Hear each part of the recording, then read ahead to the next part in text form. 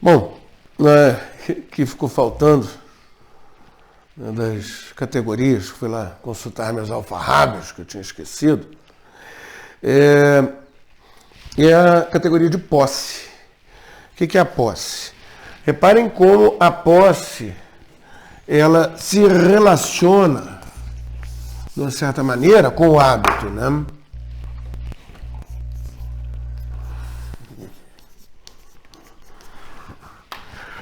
O hábito é aquela coisa que é uma coisa outra, né? Uma outra substância, um outro ser, né? Um uniforme, etc., mas que a gente vê naquele ser. A gente vê num contínuo, é uma coisa só. Né? O policial fardado, a freira de hábito, o cavalo encilhado. A gente não vê um cavalo mais uma sela, um cachorro mais uma coleira, um policial mais um uniforme. A gente vê uma coisa só. Já a posse, a gente não vê uma coisa só. A diferença é essa. A posse, a gente vê a pessoa, ou o bicho, ou o objeto, mais um outro troço. É o cachorro com o osso. É o Eduardo com a caneta Bic dourada. É a piriguete com a mini-saia. Ou com um colarzão, sei lá, uma coisa que chama atenção. Uma casa enfeitada com luzinhas para o Natal, essas luzinhas... É posse, justamente, é posse. Ah, não é hábito, é posse. Não é hábito, é posse. É posse, tá. Agora, a varanda, uma casa com varanda é hábito. Ah, tá. Faz parte da essência dela. Justamente não faz parte da essência, é acidente. É acidente, mas é um acidente que a gente não vê como sendo uma coisa distinta da casa. A gente não vê, aqui tem uma casa e tem uma varanda. A gente vê, aqui tem uma casa. Essa casa tem uma varanda. Agora, luzinha de Natal, a gente vê a casa e as luzinhas de Natal, superposição. Essa casa tem a posse das luzinhas de Natal. O cachorro andando com o osso na boca, a gente não vê o osso do mesmo jeito que a gente vê a coleira. A coleira faz parte do cachorro. O osso não. Né? Passou um cachorro correndo na rua. Ele estava de coleira? Não reparei. Ele era macho ou fêmea? Não reparei. São coisas que a gente vê como existindo no cachorro, só. Agora, a posse, não. A posse é uma coisa que a gente percebe. Porque, nota, isso tudo é questão de percepção. São coisas que existem nas outras coisas, mas que a gente percebe. E é por essa percepção, nessa percepção, que a gente vai encontrar aquelas notas que nos apontam o que aquilo é. Né? O quem que aquilo é. A posse, então, a diferença dela em relação ao hábito é basicamente essa. A gente percebe como sendo duas coisas. Passou por aqui um cachorro com osso na boca. Um cachorro com osso na boca não é a mesma coisa que um cachorro. O osso na boca, a gente percebe como um osso. Agora, qual é o cachorro que passou por aqui? O que está com o osso na boca? Se for, eu estou atrás dele, porque ele roubou esse osso do açougue. Faz parte, sim. Ajuda a reconhecer. Mas a gente não vê o osso no cachorro, como a gente vê a coleira no cachorro. Como a gente vê o uniforme no policial. Isso daí já é como a senhorinha carregando um monte de sacolas. É outra coisa. Quer dizer, o hábito é externo, mas vai compor, vamos dizer. O hábito... Porque a posse é externa. A posse, a gente vai identificar algo pela posse, mas a gente nunca vai ver aquilo como fazendo parte, como existindo naquele objeto ou pessoa. Né? Se você pega, por exemplo, sei lá, o farol do carro. O farol do carro, você percebe aquilo no carro. Você não diz, aqui está um carro e um par de faróis. Agora, se vem um maluco, pega uma Brasília velha e bota 10 faróis de milha no teto da Brasília velha, aí você vai ver, ali está um carro e um monte de faróis. Um carro com um monte de faróis. Você vai perceber aquilo como posse, não como hábito. Porque você não vai ver aqueles faróis como incorporados, por assim dizer.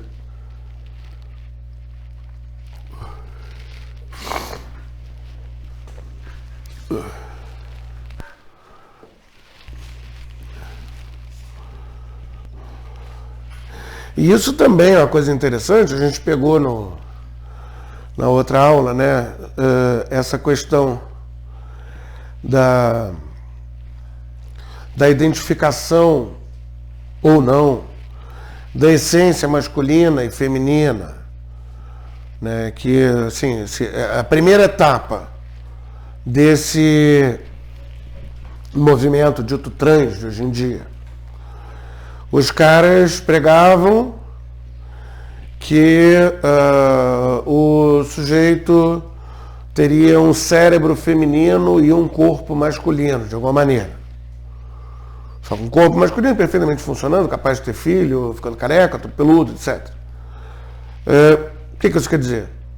Mesmo se a gente acreditasse, que eu acho muito pouco provável acontecer um negócio desse, mas tudo bem. Mesmo que a gente acreditasse, partindo do pressuposto que era isso mesmo, você teria o quê? Você teria um cérebro mal formado. Um cérebro que não estaria correspondendo à essência daquele corpo. É exatamente como, sei lá, uma pessoa que nasce sem uma mão. A essência dela continua sendo humana. Mesmo ela não tendo uma mão. Ou com um lábio leporino, qualquer outra coisa. Né? Se você tem um pedaço do corpo que não corresponde ao resto do corpo, aquele pedaço do corpo está com problema. Você não vai definir tudo a partir daquele pedaço do corpo. A mesma coisa acontece aqui. Quer dizer, se você pega um sujeito que faça operações cirúrgicas para botar seios artificiais, etc e tal, etc e tal, a não serem raríssimos casos em que o cara já tinha uma aparência mais andrógena, etc e tal, etc e tal, o que vai acontecer na prática é que você vai olhar e você vai ver um homem de posse de um par de peitos. Você não vai perceber aquele peito como nele, como fazendo parte dele. E é essa a tristeza. Porque se está convencendo o coitado de que ele virou mulher. E aí ele chega num lugar e todo mundo vê um homem de posse de um par de peitos e acha aquilo ridículo e ri do cara. E aí o cara que foi convencido de que ele era mulher fica indignado. E fica chorando, e fica brigando, e fica ofendido. Por quê? Porque ele está partindo de pressupostos totalmente errados. Ele está partindo do pressuposto que o acidente cria a essência. Quando na verdade é o contrário. O acidente é pelo acidente que a gente vai conseguir perceber a essência, sim. Então dá para você disfarçar, dá para você criar acidentes falsos, mas a essência vai continuar a mesma.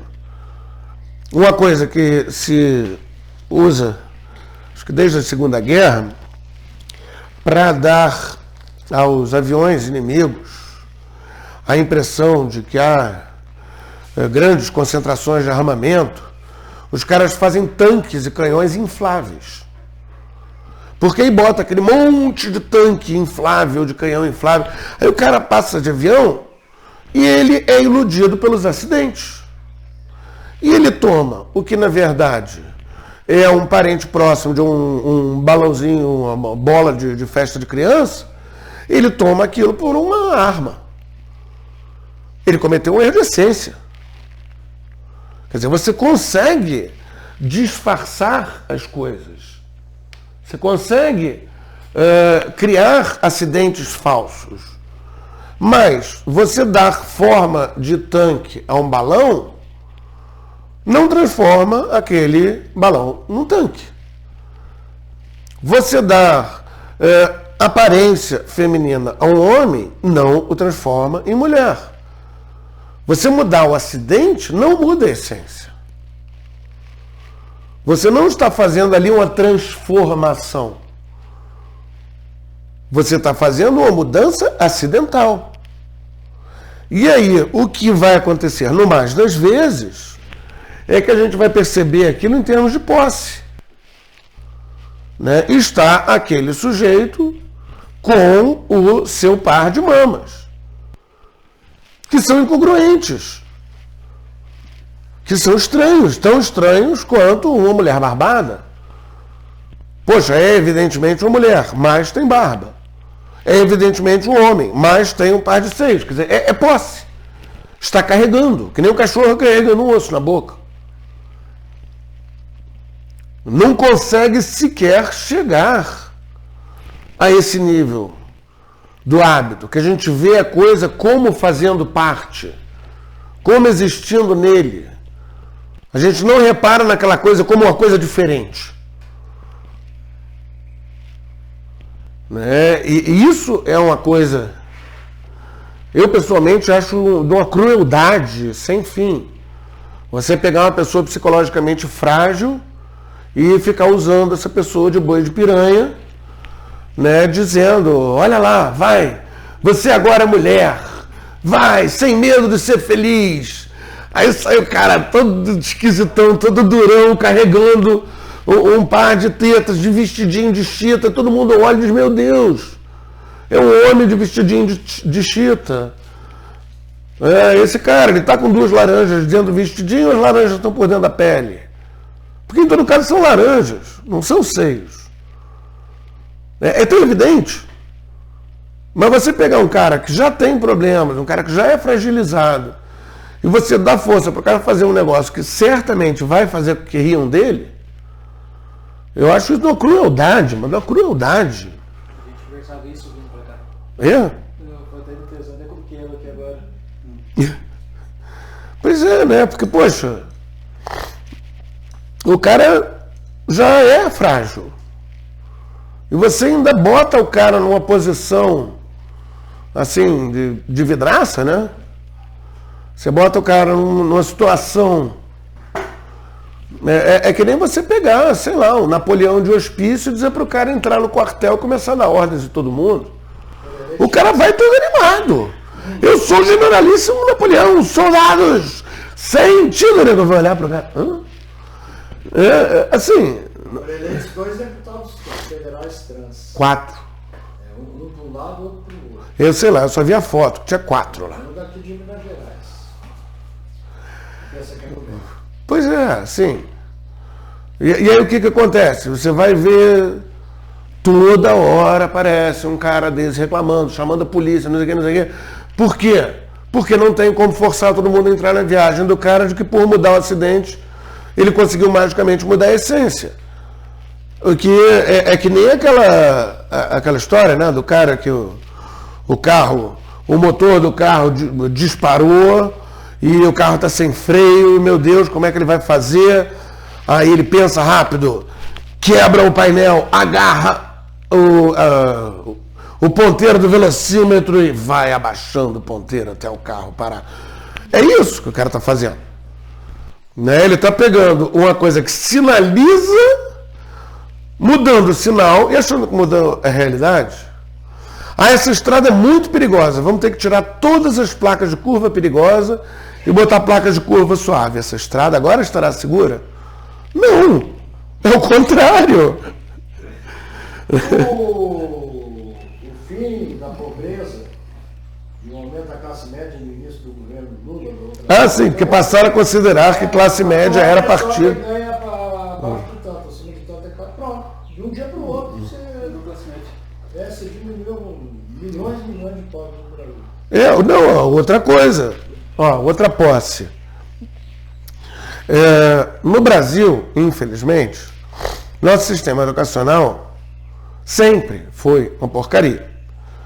Tem um texto famoso, eu vou até, depois eu posso dar para vocês, de um físico, que até ganhou o prêmio Nobel, um físico americano, o Feynman, que veio para o Brasil e deu aula nas melhores escolas do Brasil, isso em 1950, alguma coisa, quer dizer, não dá para botar a culpa no Paulo Freire.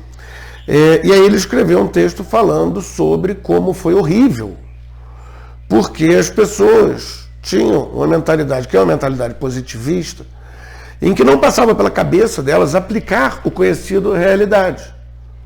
Então ele pegava, dava todas as fórmulas de refração, quer dizer, quando a luz bate e quica, né? E aí ele chegava, apontava do lado de fora para um lago que estava tornado prateado pela luz do sol e dizia, e aquilo ali? As pessoas, hã? O que o senhor está falando? Volta para o assunto, professor. As pessoas não se davam conta de que ele estava falando daquele lago. Né? E a gente, dentro desse sistema, o que acontecia na prática é que a faculdade servia para dar não conhecimento superior, mas um diploma atestando de que a pessoa fazia parte da classe média. Daí coisas como prisão especial, etc., que decorre disso. Quer dizer, o cara é classe média, então vamos segurar um pouquinho a onda, porque só o cara ser preso já vai ser um vexame tão grande para ele, uma vexação social tão grande para ele, que já é uma punição, né? Ao contrário do que acontece com o bandidinho.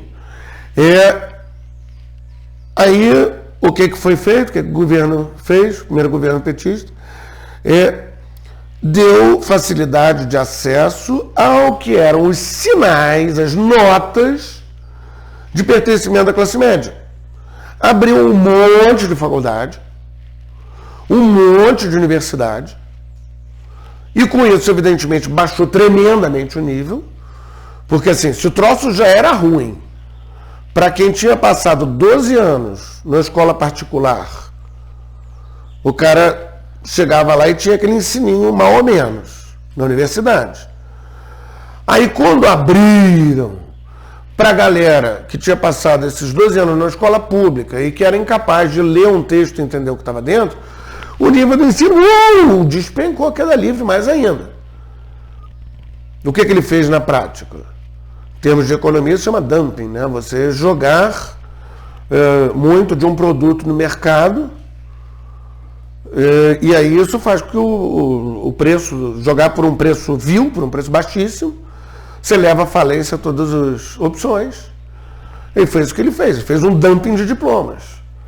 E também possibilitou as pessoas se endividar loucamente para comprar uma calça jeans de mais de R$600 para menina de 16 anos de idade. Sinais de pertencimento à classe média. Roupa de marca, telefone celular chique, diploma universitário, sendo que hoje em dia o diploma universitário não garante que a pessoa saiba ler e escrever. Por mais triste que seja. Aliás, o diploma de doutorado não garante que a pessoa saiba ler e escrever. Né? E, do mesmo modo, o que antes servia para sinalizar que a pessoa fazia parte da classe média, hoje, tipo roupa de grife, hoje pode sinalizar simplesmente o fato de ser uma pessoa pobre e burra. Porque vai se endividar, assim, num nível que um cara de classe média de verdade não se endividaria para comprar uma casa, o cara vai se endividar para comprar um telefone celular que dura 2 anos, uma calça jeans, ou o que seja, em termos de comprometimento de parte da renda, né? É o que isso? É trocar sinais, é trocar notas, para enganar. Não houve nenhuma mudança essencial ali. Só que você deu àquelas pessoas notas de pertencimento à classe média. Como seios de silicone dão notas de feminilidade a um cara de sexo masculino. Só que aquilo tudo acaba sendo reconhecido como posse. Né? A pessoa passa a ser uma pessoa de posse de um diploma que não se encaixa naquela categoria tão brasileira de doutor. Ele é doutor. Olha, ele estudou, ele é doutor. Garçom chama todo mundo de Pois é, mas o cara que sai agora de uma faculdade dessas que na prática serve só para pegar a pessoa de um lado e soltar igualzinho ao pirado do outro, só com diploma. Né? Saiu lá, menina, analfabeta de pai e mãe, se formou em pedagogia, ela tem a posse de um diploma de pedagogia. Mas não passaria pela cabeça de ninguém dizer que ela é doutora. Né? E eu não estou falando de questão de ter doutorado, não ter doutorado, estou falando de doutor no sentido de garçom que chama os outros de doutor. A posse daquela nota por todo mundo fez com que não se tivesse mais aquela diferenciação. Não ajudou em nada o pobre, ferrou a classe média, mas não ajudou em nada o pobre. É, mutatis mutandis, o oposto do que foi feito aonde? Acho que na Dinamarca, sei lá. Um país nórdico desse que foi invadido pelos nazistas. E aí os nazistas mandaram que todos os judeus andassem com uma estrela amarela no peito. E aí, reza a lenda pelo menos, o rei do país apareceu com uma estrela amarela no peito, dizendo: eu sou o primeiro dos judeus do meu país. E aí todo mundo passou a andar com a estrela amarela no peito. É uma história legal, muito bonita, né? Mas que é exatamente o mesmo fenômeno. Eles fizeram isso para que os alemães não tivessem como reconhecer e maltratar especialmente os judeus. Quer dizer, eles eliminaram a diferenciação por meio de acidentes, uma nota que tinha se tornado obrigatória pelos alemães, que era a posse de estrela amarela. Eles passaram a usar aquilo de maneira indiferenciada, para não servir de nota. Que é mais ou menos o que aconteceria se,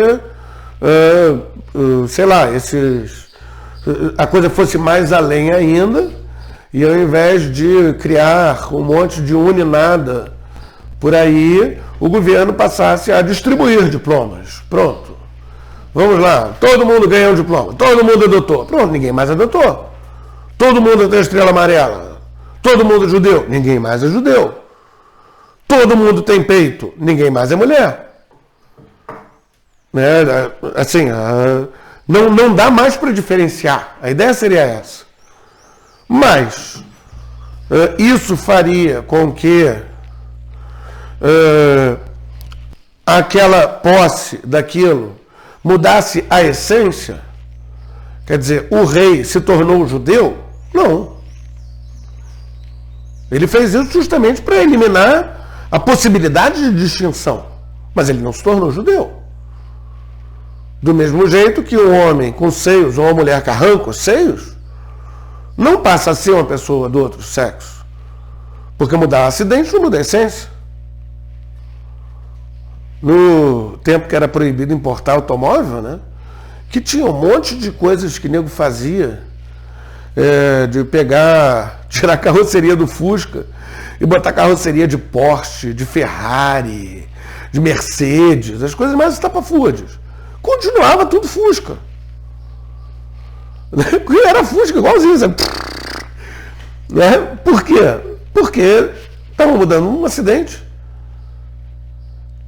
Estava dando posse daquilo. Basicamente, nessa ideia aí da posse, então, a questão da guerra de classe, da teoria de Karl Marx, do caos, basicamente é dar posse de algo a classe menor do que aquilo que a classe maior está. Então, a guerra entre classes.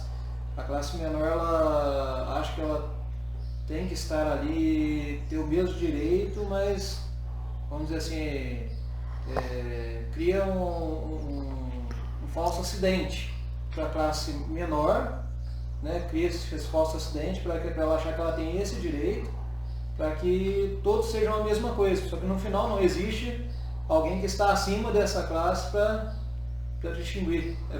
Basicamente seria isso. Não exatamente. O que acontece é que, bom, para começar, claro que Marx não iria aceitar a metafísica clássica. Então, o que Marx via era coisa muito moderna, né? ele não via a essência, não via a substância, e ele via um único acidente, que é um acidente de posse, como sendo determinante de uma essência que ele inventou, que é a classe. Né? Então, na verdade, a posse do poder faz com que a pessoa seja da classe dominante. A não posse do poder faz com que seja da classe oprimida. Né? E aí, a partir daí, quem não tem poder quer ter poder e vai se levantar contra quem tem, né? Vai se tornar a antítese daquela tese, vai ser o contrário daquele. Só que aí, quando ele tomar o poder, ele, na verdade, vai ser uma mistura do anterior com ele mesmo e vai estar oprimindo o outro, que, por sua vez, vai fazendo essa valsinha, tese, antítese, síntese, tese, antítese, síntese. Mas é um negócio que parte justamente de uma negação a priori, até mesmo da essência, da natureza humana. O que é o ser humano? O ser humano, ele é a relação de poder? Não. Ele é a posse do poder ou do dinheiro? Não. O ser humano, assim, você pode definir como um animal racional. Ou você pode definir, que diria eu, seria uma coisa ainda melhor, né? Como o animal que raciocina e ama. Né? Que no caso não vai estar fazendo diferenciação, porque não existe um animal que raciocine e não ama. Mas eu diria que o amor, de alguma maneira, ele é uma nota do homem que, como a razão, apontam o homem ser imagem e semelhança de Deus. Né? O que seria um homem sem amor? Daí que a gente diz, nenhum homem é uma ilha. Né? O pior dos sovinas, ele tem algum amor ali trancado ali dentro, né? E mal que bem, se a gente for ver, a gente for reduzir tudo, as últimas consequências, e aí isso a gente já vai estar entrando no próximo tema, né, de causalidade, a gente está aqui para amar. Né? Para que o homem está no mundo? Para ganhar dinheiro. Mortalha não tem bolso. Ou, melhor ainda, nas palavras imortais do Papa Francisco, eu nunca vi um rabecão seguido num caminhão de mudanças. Não adianta nada. A gente não está aqui para acumular bens, não faz o menor sentido. A gente está aqui para construir coisas. Que coisas? Elas vão virar pó. Né? Todas as casas e prédios e avenidas e aviões e coisas, o que vai sobrar deles daqui a 10 mil anos? Pó. Né? Agora, o amor deixa legado. O amor deixa legado. O amor continua. Por isso que São Paulo escreveu, né? Nas virtudes teologais. A fé passa, a esperança passa, o amor não passa. Né? A gente está aqui para amar. É uma coisa que é muito mais... vai muito mais no cerne do que é o homem do que qualquer outra coisa. Uma coisa muito mais próxima do essencial. Mas então, gente, fechamos aqui essa primeira parte. Ou seja, a gente viu até agora como que a gente consegue entender as coisas. Né? Como que a gente consegue entender a diferença das coisas? Os dois irmãos gêmeos, eles são uma coisa só? Não. Por quê? Porque cada um tem uma forma diferente. Né? Eles são realmente muito parecidos. Os acidentes, praticamente os mesmos, se a gente não for muito longe, se não for muito fundo, né? Porque um deles ainda se lembra de quando ele tropeçou aquele dia do eu. O outro não tropeçou, ele não lembra. Mas a gente tem como distinguir, tem como perceber cada tijolo da parede de tijolinho, mas a gente também tem como perceber esses tijolinhos como fazendo parte da parede, né? Como sendo uma parede que acidentalmente é de tijolinhos. A gente percebe a parede. Ou se a gente recuar, a gente percebe a sala. Agora, o que é a nossa percepção? O que é a coisa? Porque a gente não tem como ver a coisa em si. Não tem como ver o Carlos, ou o Wesley, ou o André, não tem como ver. Né? Dentro. Isso Deus vê. Mas uma outra pessoa vai ver o quê? Vai ver a careca, vai ver a barba, vai ver a barriga, vai ver a posse de uma caneta dourada ou de um relógio prateado, vai ver um monte de acidentes, e no meio desses acidentes vai usar alguns como notas para reconhecer aquela substância. Ah, é o fulano.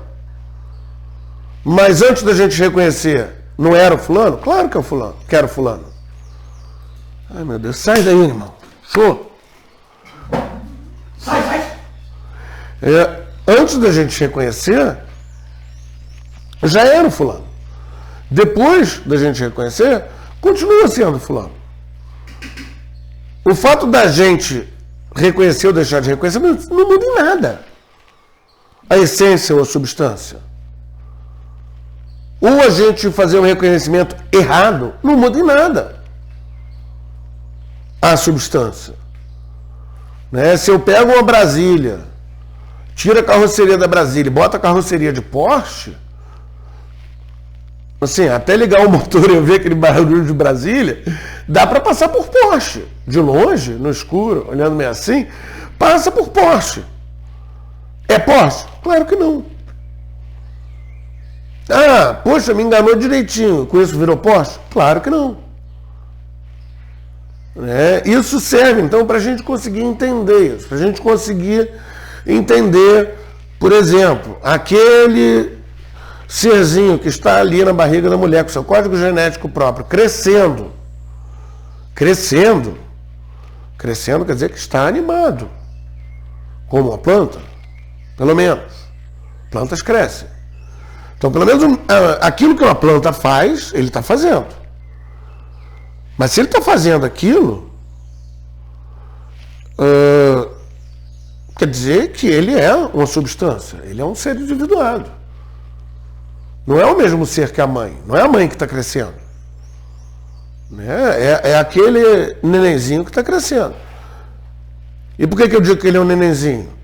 Porque ele, continuando a crescer, ele vai virar, opção A, um jacarandá, opção B, uma Brasília disfarçada de Porsche, opção C, um cachorro, opção D, um nenenzinho.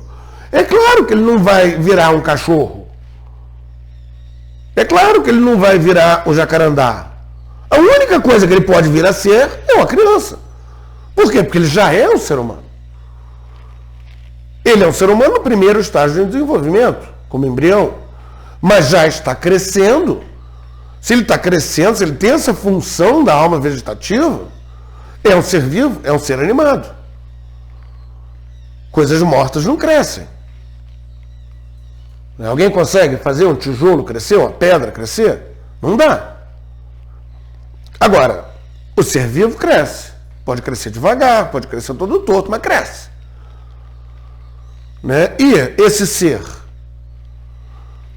o único caminho que ele tem ali, e hoje em dia a gente sabe isso mais ainda, por estar determinado pelo código genético, como funciona isso tudo, é se tornar um neném, um rapaz, uma moça, um adulto, ter filhos, por sua vez. Ele não tem como, daquilo ali, não há como surgir um cachorro, um jacarandá ou uma Brasília. só tem como surgir aquela pessoa que já está lá. Porque aquela matéria já foi informada. Quando ela foi animada, quer dizer, quando ela passou a ter vida, ela estava sendo informada. Então, aquela forma, aquela alma, aquele princípio de coerência vital que possibilita que ela cresça e mais tarde que ela olhe em volta e coma e se mexa e queira coisas e mais tarde ainda que ela raciocine e por aí vai, já está ali presente. É só, no caso, é só as outras matérias que vão sendo transformadas, que vão sendo incorporadas. Primeiro, os nutrientes que vêm da mamãe pelo cordão umbilical, pela placenta, etc. Depois que nasceu o leite, depois a papinha, depois a comida sólida, vai entrando e vai ganhando aquela forma daquela pessoa, às vezes até um pouco excessivamente, né? Vai ganhando aquela forma daquela pessoa. Mas aquela pessoa já estava ali. Resultado, puxa, pega, mostra para as moças uma foto minha com 20 anos de idade, a moça olha para mim agora, ela fica com vontade de chorar. Ela pensa, meu Deus, o que aconteceu com esse sujeito? Dizem que dentro de todo idoso há um jovem apavorado olhando, dizendo, o que aconteceu, meu Deus, o que aconteceu? Né? A moça vai olhar para mim e vai dizer, o que aconteceu com esse coitadinho? Olha só que caco que ele está agora. Mas é a mesma pessoa. Eu sou a mesma pessoa. Eu posso ter aprendido coisas, eu posso ter esquecido outras, eu posso ter largado uma perna e juiz de fora, mas eu sou a mesma pessoa. E se eu sou a mesma pessoa que eu era 3 décadas atrás, se eu andar para trás e para trás e para trás, não tem como traçar um momento posterior à concepção, posterior àquele momento em que aquela matéria ganhou aquela forma que começou a orientar o crescimento dela e a orientar o aproveitamento da outra matéria que veio primeiro pelo cordão umbilical, depois no leite, depois no papinho, para transformar em mais dessa mesma pessoa, não tem um momento que dê para fazer uma ruptura. Né? Antes desse dia era outra coisa. Não tem como. Porque é uma coisa só. A aparência muda. Eu provavelmente não tenho mais nenhuma célula em comum com o embriãozinho na barriga da minha mãe. Mas eu tenho em comum o mesmo princípio de coerência vital. A forma que se mantém, pegando e informando outra matéria, transformando o filé com fritas em mais de mim, como antes transformava a papinha, transformava o que ia pela placenta da minha mãe, por aí vai. Isso continua ali. A matéria, ela vai ser transformada, transformada, transformada, transformada. Mas nos seres vivos, enquanto aquele ser está vivo, ele vai ser o agente transformador. Quer dizer, ele vai comer a comida e fazer da comida mais dele. A comida vai ter essa paixão, vai sofrer isso. Mas se você planta uma árvore num solo fértil, ela cresce. E da semente daquela árvore não vai nascer outra árvore. Nem vai nascer um cachorro. Vai nascer aquela árvore. A partir do momento que ela está ali, viva, ela já tem aquela forma. Ela já tem aquele princípio de coerência vital que vai orientar basicamente toda a relação dela com o ecossistema que ela vive.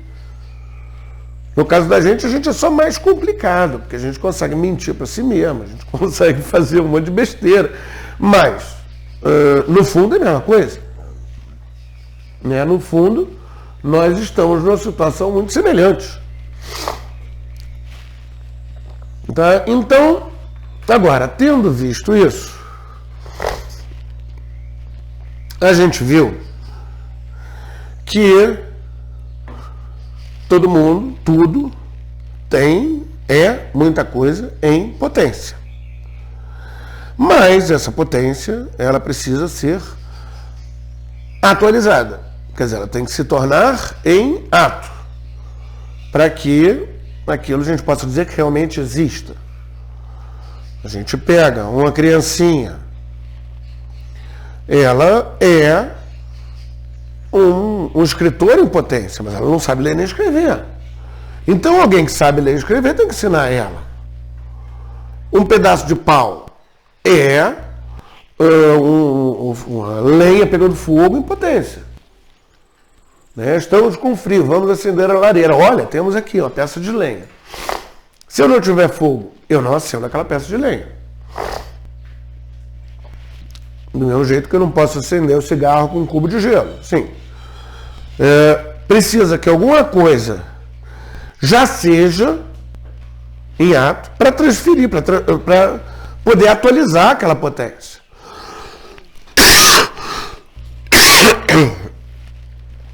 Então,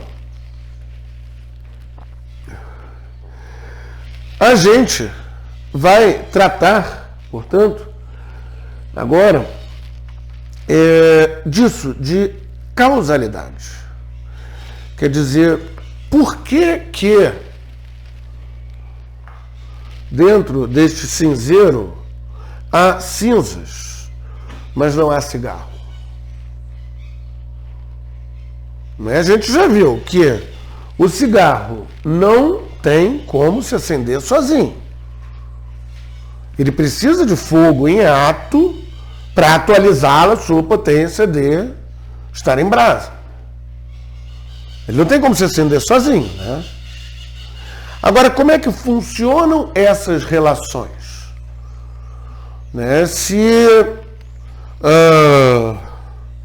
eu tenho uma ideia de um prato maravilhoso, mirabolante, e aí eu chego e falo para o Eduardo: poxa, Eduardo, você que tem acesso aos temperos tal, por que você não pega, um dia que você for fazer tal peça de carne, você não bota tais temperos de tal maneira?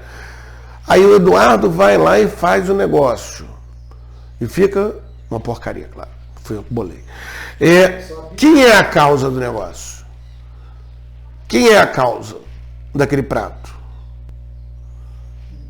Eu tive a ideia, o Eduardo executou a ideia, o boi lá cedeu a sua carne, a plantinha cedeu lá o tempero. Como funciona esse processo? É isso que a gente vai passar a ver agora, porque a minha ideia original, na verdade, era parar onde a gente parou, aqui nas categorias. Mas depois eu me dei conta de que, tanto para o pessoal que tem interesse em ir para um estudo maior, e aí vai ter o problema do uso do termo como termo técnico, causa, em filosofia clássica, né? Alguém que queira entender um artigo da Suma Teológica vai ver lá, causa final, não vai entender o que está tratando, porque a gente não chama de causa o que nos termos técnicos se fala de causa final, como pelo simples fato de que na sociedade, hoje em dia, o que mais tem são discursos que procuram atribuir consequências a falsas causas. Né? Procuram botar a culpa nos outros, basicamente, né? Para a gente usar um termo bem pão, queijo. O que mais tem é isso, era o que eu estava falando no intervalo. Né? A história do sujeito lá, que fazendo uma falácia para justificar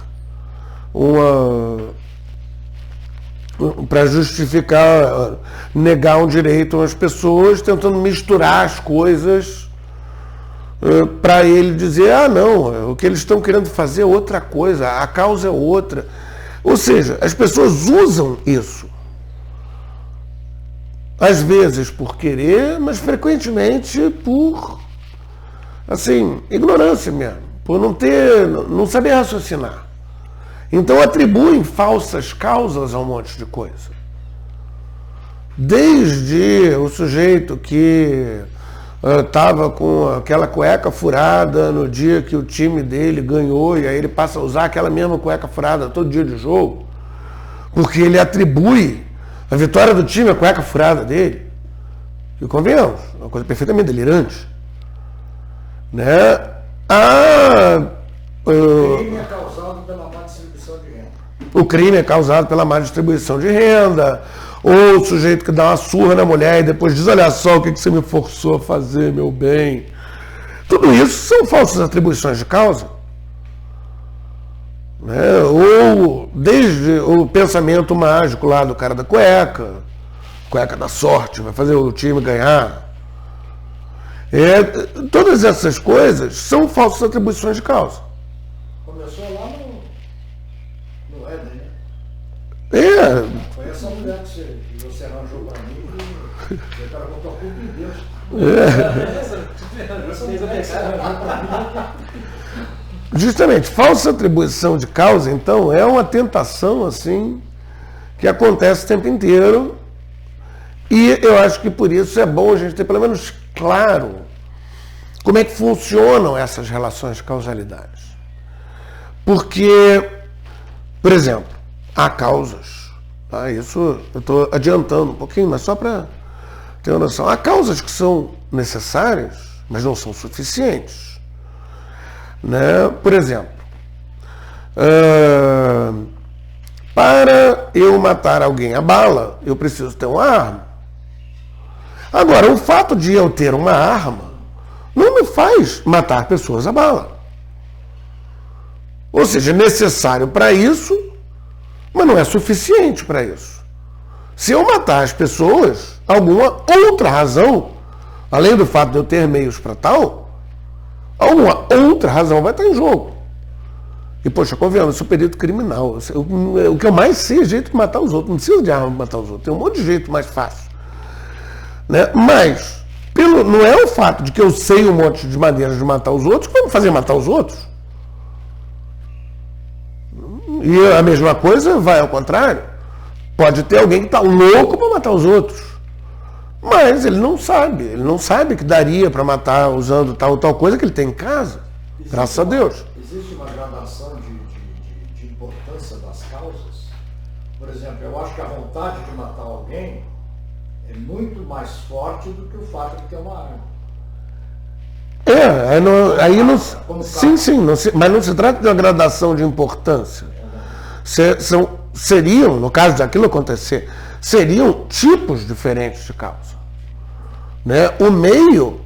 O jeito de matar, seja uma arma, seja enforcar o cara, seja dar uma facada, só para usar coisas bem populares, ou atropelar, o meio é necessário, mas não é suficiente. A vontade também é necessária, mas não é suficiente. Agora, o que você vai juntar isso tudo? Talvez a decisão, entendeu? Quer dizer, você tem uma série de coisas. A gente está falando basicamente de atualizações de potência. Em tudo, não só nos atos humanos. Do mesmo jeito que eu acendo o cigarro e ele vira cinza, exatamente o mesmo fenômeno, o raio que cai numa árvore e ela vira cinza.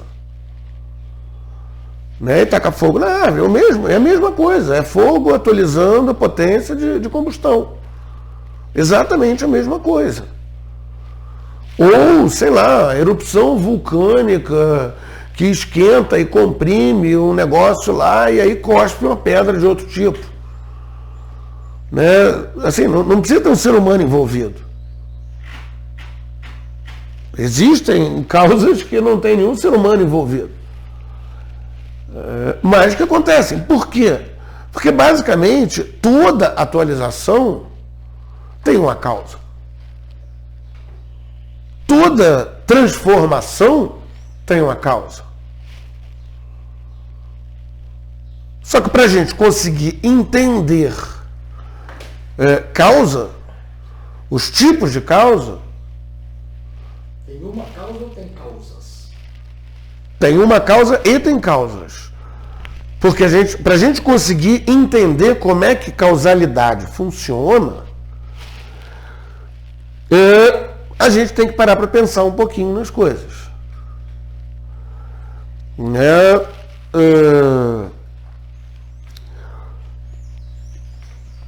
Primeiro, uma diferençazinha. A gente falou aqui várias vezes em princípios de coerência, princípio disso, princípio daquilo. Então, para evitar que dê confusão, vale lembrar que causa é uma coisa e princípio é outra. Toda causa é princípio, quer dizer, se eu causei, a gente vai ver como, se eu causei essa transformação de tabaco mais papel em cinza, esse meu ato de acender o cigarro foi o princípio, foi o que levou a essa combustão. Mas nem todo princípio é causa. A gente vai chegar lá, vai ver como é que isso funciona. Mas só para deixar claro um negócio, porque até agora a gente falou muito de princípios e agora que a gente está começando a falar de causa. Então, deixar claro que não é uma relação assim completamente unívoca, que é a mesma coisa, são sinônimos. Não. Toda causa é o princípio de alguma coisa, mas nem todo princípio é causa de alguma coisa, forçosamente. A causa, para a gente pegar assim, o basicão do basicão do basicão, os elementos primeiros da coisa, que é o que a gente vai ver hoje, para depois a gente poder ir para coisas um pouco mais complexas, né? Subdividir as coisas, que eu acho que já deu para vocês verem que o grande borogodó da filosofia aristotélica é a gente dividir as coisas para a gente conseguir entender. Para a gente conseguir entender o todo. Reparem, é uma diferença muito grande. Um moderno, ele acha que ele vai entender um cachorro se ele matar o cachorro e abrir e pesar todos os órgãos. Já um aristotélico tomista, ele acha que ele vai entender o cachorro criando o cachorro, indo caçar com o cachorro, brincar com o cachorro. Aí ele vai entender o cachorro. Porque ele está procurando nos acidentes essência. Ele não acha que os acidentes são essência, que as quantidades são essência. Então,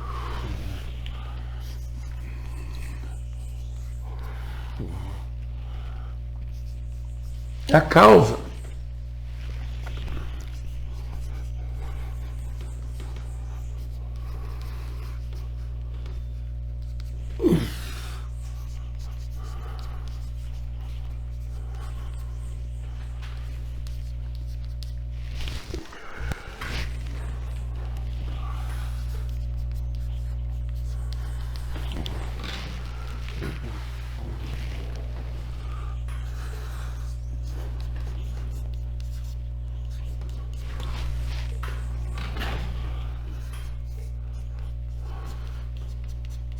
esse negócio de a gente ficar baixinho, precisar da mão para andar, complica para usar o quadro, que é uma beleza. Mas a causa é aquilo de que uma coisa depende quanto à existência.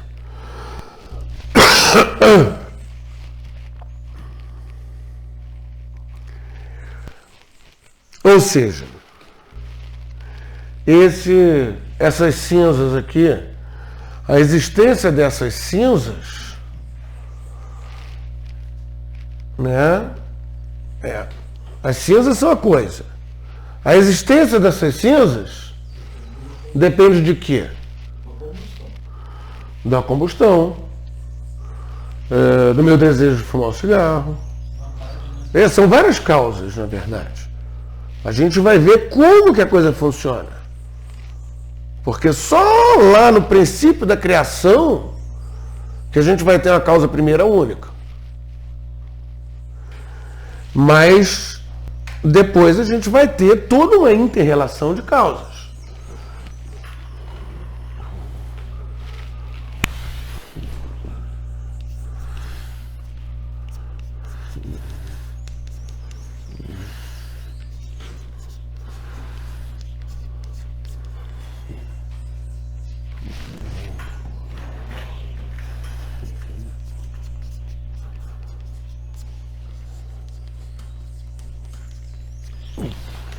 O efeito é o produto da ação causal.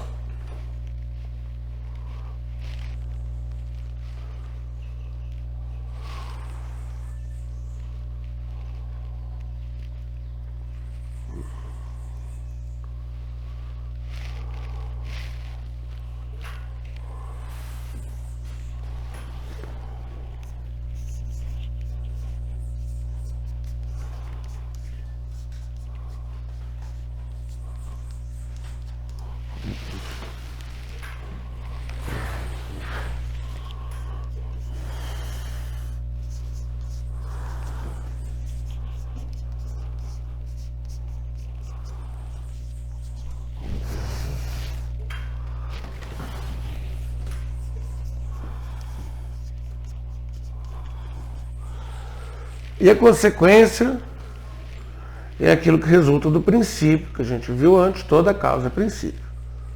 Mas nem todo princípio é causa. Então a gente pode ter um princípio que vai, por exemplo, fazer com que não aconteça um efeito. Ele não vai ser causa, pelo contrário. Sei lá. Eu tentar tacar fogo na parede de tijolo, não vai ter efeito nenhum.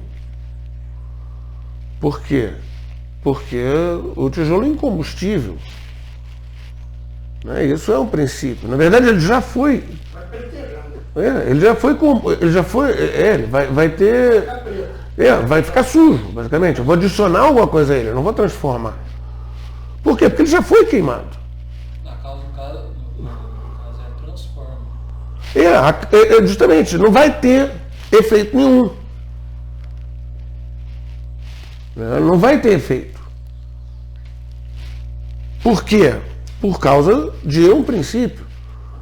Assim, aquilo já foi atualizado, o tijolo já foi queimado. Consequência, você não consegue tacar fogo no tijolo. Sacou? Simples assim. A consequência resulta da relação causa e efeito. A consequência resulta do princípio. Do princípio. E no caso, nesse exemplo que eu estou dando, a gente vai ver N outros exemplos. Mas nesse exemplo que eu estou dando, ele está impedindo que haja um efeito buscado. Eu chego com isqueiro, eu chego com maçarico, se eu quiser, mas eu não vou conseguir tacar fogo no tijolo. Porque o tijolo já foi queimado. Talvez, sei lá, desse para transformar o tijolo em lava, mas aí já é todo um outro nível de sofisticação. Não é essa coisa de que a gente está falando aqui de cigarros e cinzas. E, no caso, esse princípio estaria impedindo. Agora, por outro lado, causa, efeito, isso a gente tem direto. Se, sei lá, eu boto o carro na mão da criança de 5 anos de idade para dirigir, vai ter um monte de efeitos, todos eles péssimos. Quer dizer, é o produto daquela ação causal. Se eu não tivesse botado o carro na mão daquele molequinho, ele não teria saído destruindo tudo com o carro, enfiando o carro no fundo do lago, sei lá.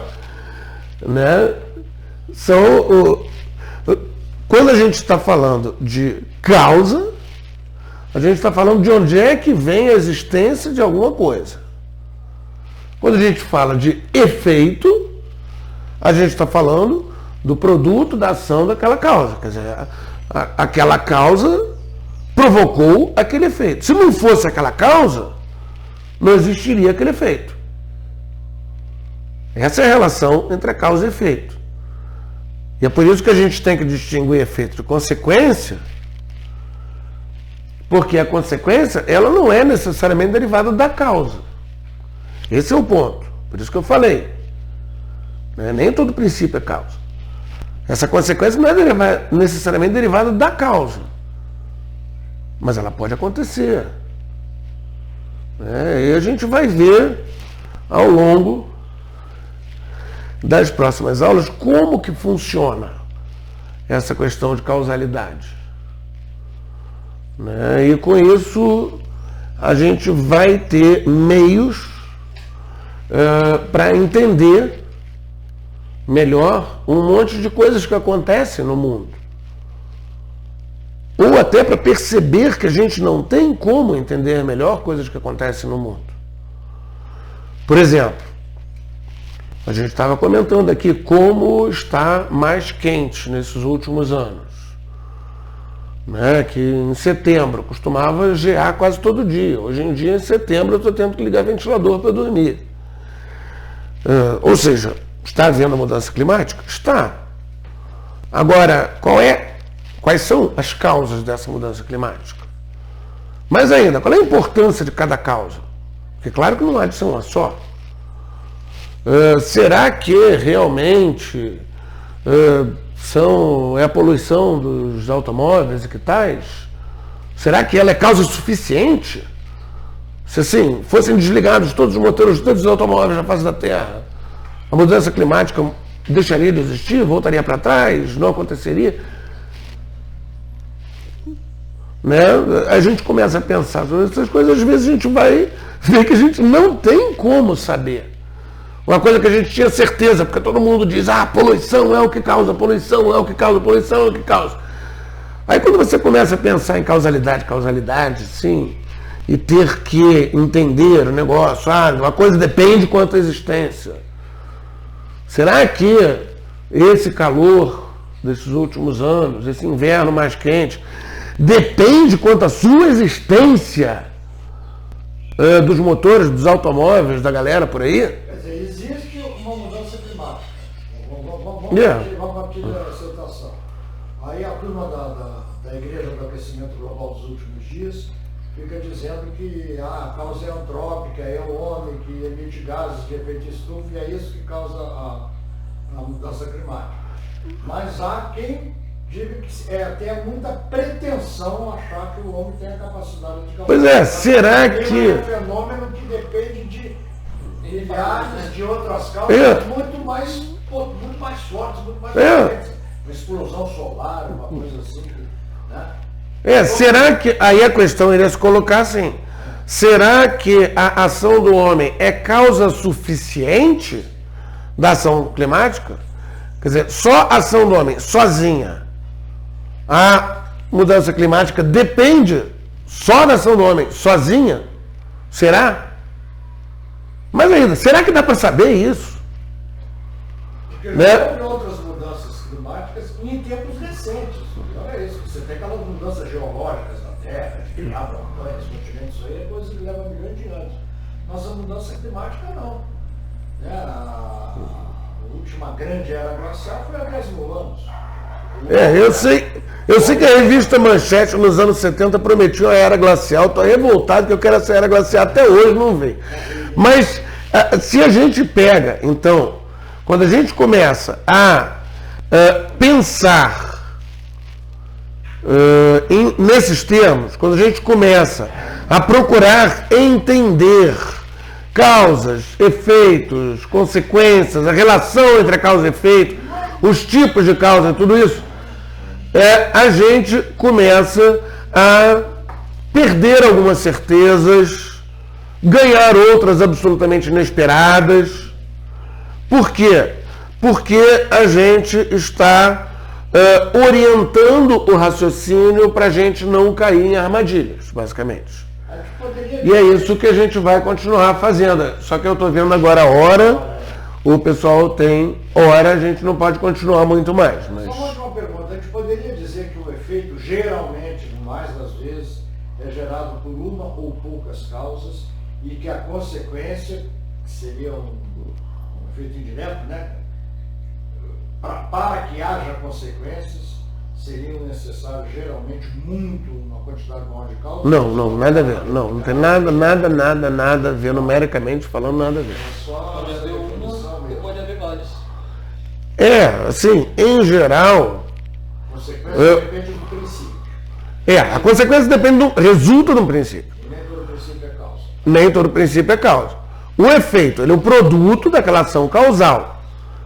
A causa é aquilo de que a existência de alguma coisa depende. Na prática, a existência das coisas depende de uma tonelada de coisas.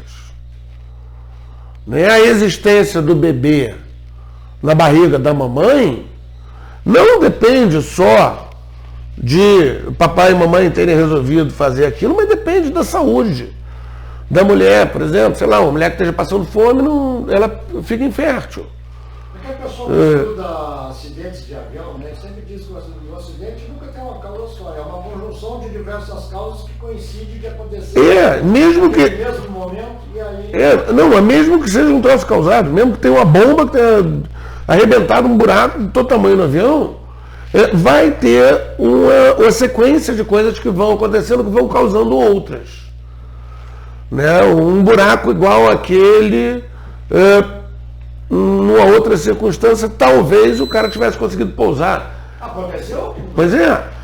Ou seja, a coisa nunca é por isso que eu falei, só lá no começo, na criação de todas as coisas, que a gente pode falar de uma causa única e suficiente.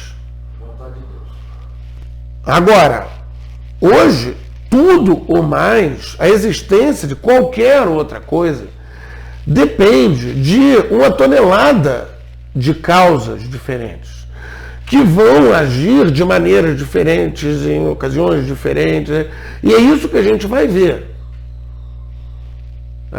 E com isso, provavelmente, a gente vai perder algumas certezas que a gente tinha, simplesmente que todo mundo fala aquilo, e a gente aceita, e a gente vai se dar conta de algumas coisas que estavam ali diante dos nossos olhos, mas a gente nunca tinha ligado lá com cré.